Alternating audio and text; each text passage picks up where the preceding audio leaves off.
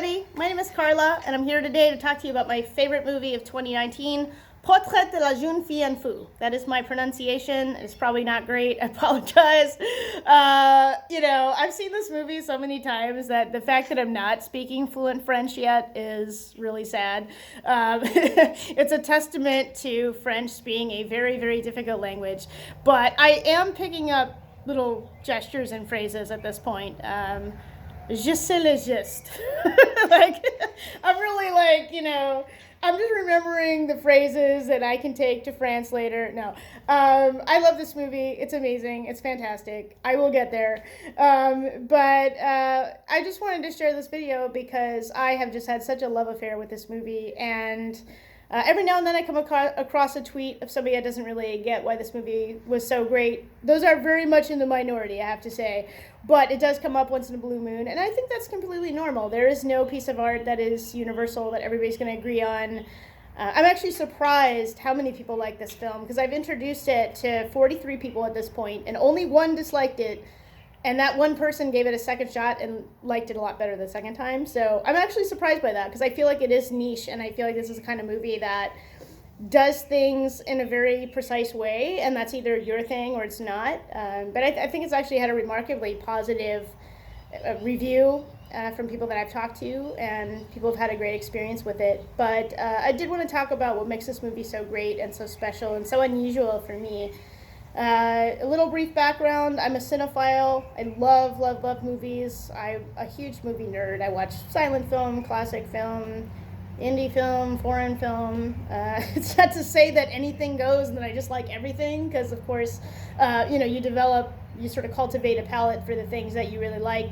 But I feel like I learn a lot even from the stuff I don't like. So I enjoy giving things a shot and keeping an open mind. This movie is too special to keep a secret, so I've been telling everybody they need to watch this movie and decide for themselves how they feel about it. But so this movie's great. If we want to start talking about what makes it great, let's just start with Celine Sciamma. What an incredible visionary director. Celine, for those folks that don't know, she's a queer French auteur filmmaker.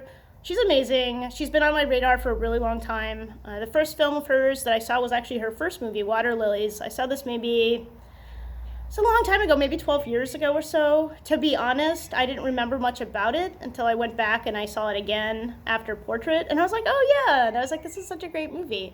But the one that I very vividly remember that really stood out for me like instantly was Tomboy in 2011, which was her second film. It ended up on my best films list that year. Just what a remarkable movie. It's so beautiful. It's just absolutely wonderful. If you love Portrait, check out Tomboy. It's great. I've seen all of Sciamma's filmography at this point, and to be honest, the first three films that she's made, great coming-of-age stories about children and teenagers coming to terms with the world and the gender question, sexual orientation, the patriarchy. Those are the themes that she explores, and you'll see her exploring a lot of that in Portrait. But by and large, it's surprising that her fourth movie is Portrait of a Lady on Fire, because it is so masterful. I mean, this is clearly an artist and a genius at her apex. I mean, Sciamma is such a genius. She's so incredible. This movie is so much like light years better than anything she's done before. It's actually shocking, like the growth trajectory. I mean, all of her films are great. If you go on RottenTomatoes.com, you're not going to see anything below an 83%.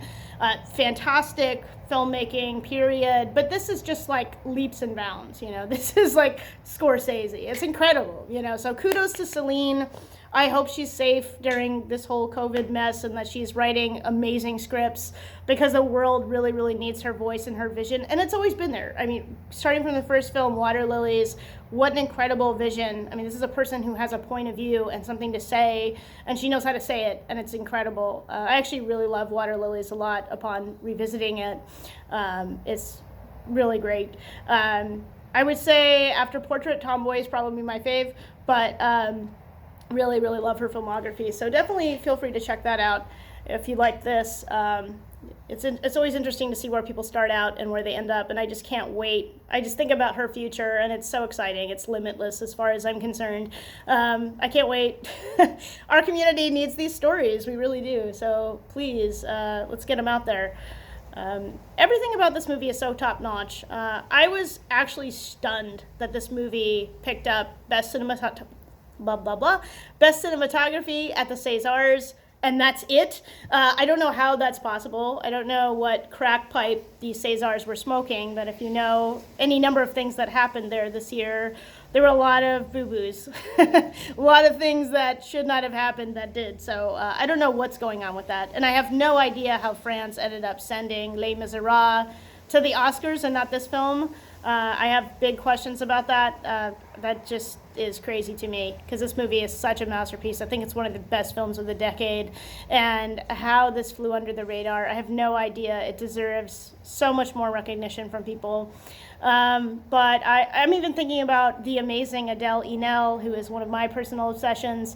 I don't know how the hell Adele did not win anything in the entire world for this performance as Eloise. I mean, how the hell does that happen? It's just, there's certain things that I cannot forgive.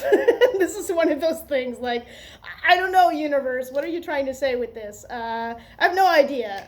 Adele Enel, phenomenal actor. I've actually seen almost everything she's ever done, it's a fact. And I do not know how she didn't win anything for this. This is just so much better than even so many of the performances that she's done. And she's always top-notch as well. I mean, Adele is one of my favorite actors ever. I love her. But she deserves the sun, moon, and stars for Eloise, and I have no idea. I mean, she was widely nominated around the world, but somehow did not win. I just don't get it. Noemi Merlin, we cannot not acknowledge how awesome she is in this movie as well. I mean, it's just, there's so much you could say. Claire Mathon, cinematographer, total genius. She also did the cinematography for Atlantics, which was really great. And she's great. So, yeah, give this movie all the awards ever. I just don't know how that didn't happen. We can sit here and come up with conspiracy theories. I think this movie has a lot to say that is not popular, that the powers that be probably don't want people to be talking about. So I think, all of that plays into it as well. But boy, this is a great movie. So let's see. So one of the things that I really love about this movie is it's very playful. Celine is such a genius. The way she does things blows my mind. So every shot in this movie basically looks like a painting. So it's a movie about a painter, but it also all looks like a work of art. So you can literally freeze frame this movie on any frame, and it just looks like a Renaissance painting. It's so cool. I love the visual aesthetic of this film. It is such a great looking movie. The costumes, I'm not even the kind of person that really pays attention to costume, honestly. And with this movie, I just love the costume. That blue cloak that Eloise wears, just, oh my God, I get crazy about it. I need that in my closet. I hope that they have it somewhere. It's too good. It's too good an item. It's great.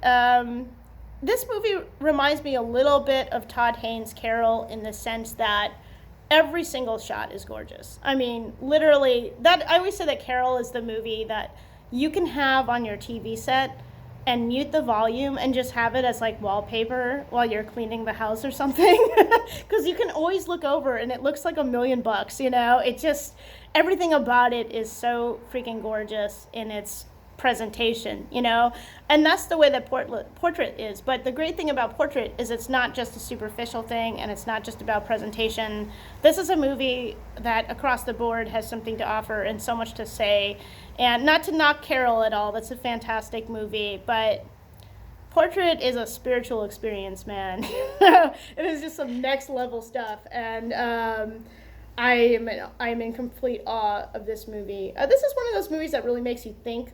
And this is the kind of thing that isn't for everybody. Like, some people just want all the answers and they want a book to fall out of the sky and land on their lap. And I'm going to be completely honest, Americans in particular are used to this type of storytelling. Like, we have the kind of storytelling that will shove things in your face and down your throat, and you don't have to think that much, right? Like, it's in your face, it's right there. This is the kind of movie that it's deceptive in the sense that it feels minimalist.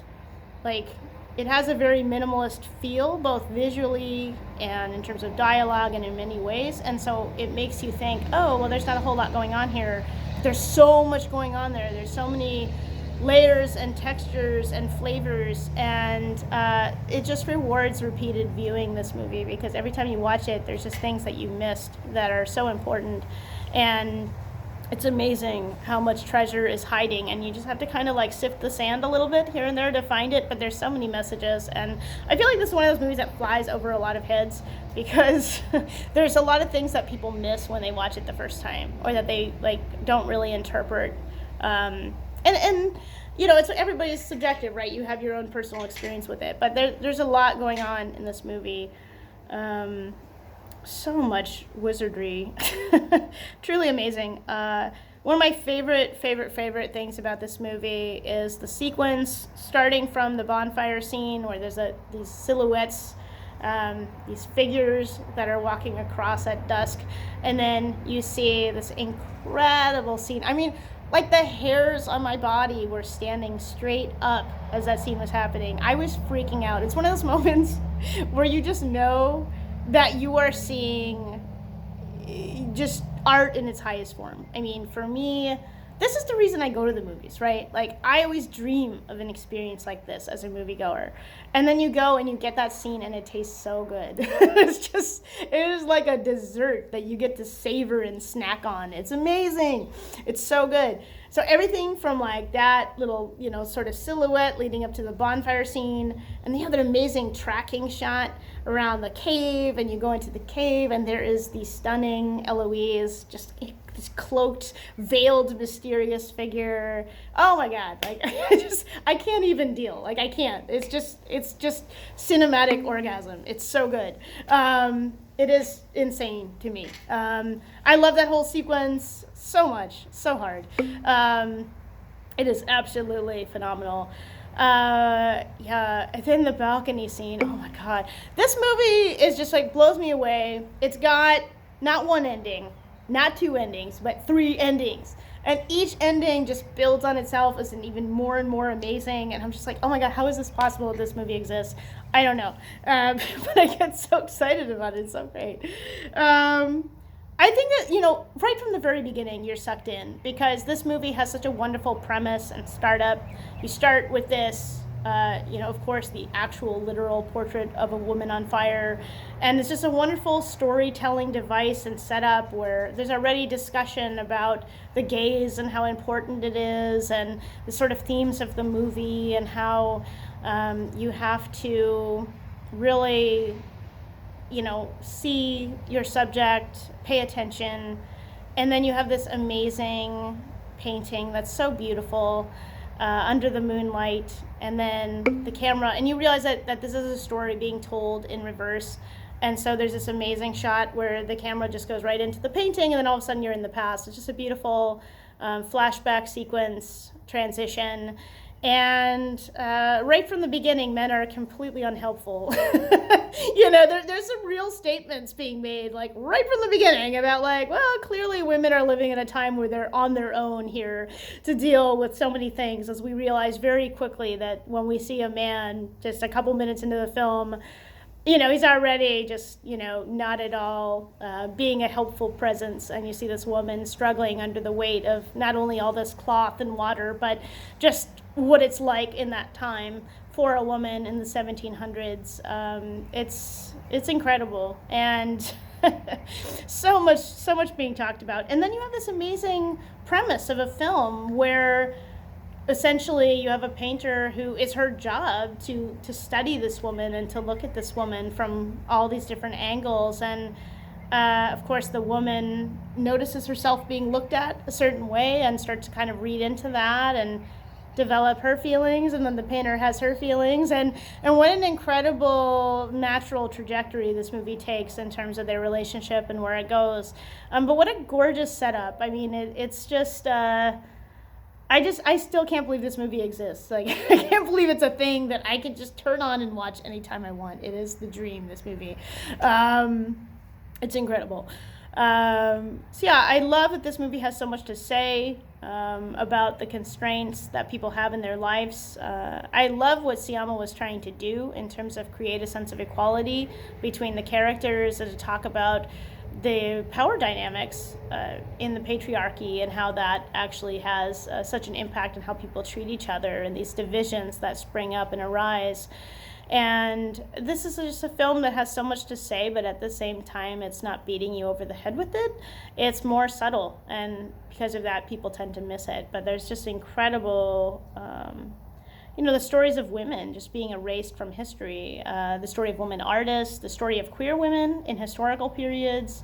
It's one thing that I get really frustrated about is thinking about women throughout history and how many amazing queer love stories have existed that we will just never know about because nobody bothered to record that or write it down or to share that with us. So I'm so grateful to Sianova for telling those stories, for allowing us into this fictional character, for allowing us to inhabit this story for a while, and also this message that love lives, that it's this thing that lives inside of you that is just so beautiful and enduring. There's just so many messages here that a person can really take with them and enrich their soul with, and this is just filmmaking at its best. It really is. It's incredible. I love this movie so much. Please support Portrait. It's the best. And tell everybody you know. I mean, that is how a film gets out there and does its thing. It's coming out on Criterion next month. I can't wait. I will definitely be picking that up. And I just wanted to extend my gratitude to this film. It's just been such an inspiration. And throughout this difficult time that we're going through with COVID, it's been great to have something to obsess over and have such a good time with. I've had such awesome memories with folks in social media and Portrait Nation, shout out. Just really getting a chance to nerd out about this great piece of art with people. And I'm so glad that Siama even chose Alain Delmer to do the paintings for this, because how great are those paintings? I think everything about this movie is so cool, and I highly, highly recommend. It's the best. Portrait.